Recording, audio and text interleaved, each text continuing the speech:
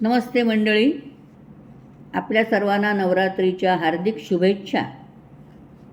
नवरात्रीनिमित्त आज आपण श्री महालक्ष्मी कवच पाहणार आहोत. म्हणूया, लक्ष्मै नमः, हरिप्रियायै नमः, पद्मायै नमः.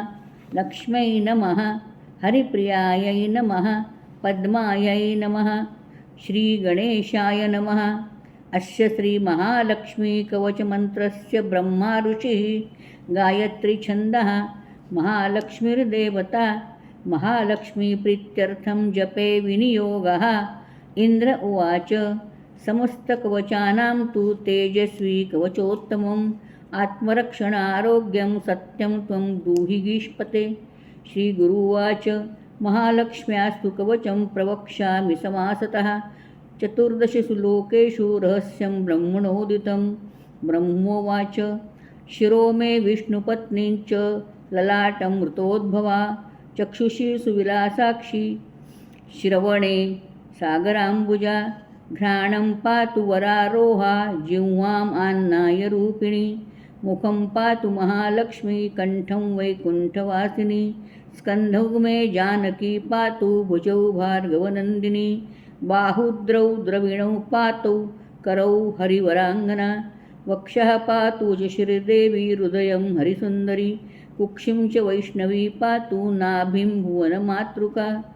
कटिं च पातु वाराही सक्थिनी देवदेवता. उरुनारायणी पातु जानुनी चन्द्रसोदरी. इंदिरा पातु जङ्घे मे पादौ भक्तनमस्कृता.